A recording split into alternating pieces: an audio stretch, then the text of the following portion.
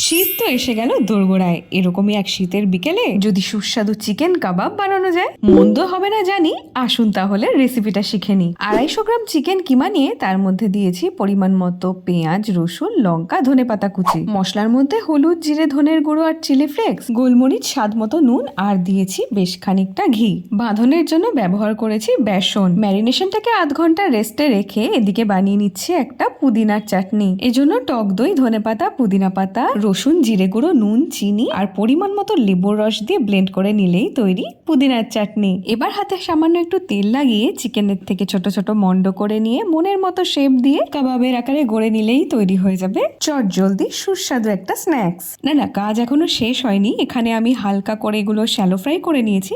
আপনারা চাইলে কিন্তু এয়ার ফ্রাইও করে নিতে পারেন। ব্যাস, তাহলে আর কি, গরম গরম সার্ভ করে ফেলুন আর কমেন্ট করে জানাতে ভুলবেন না যে কেমন লাগলো। ভালো লাগলে সাবস্ক্রাইব।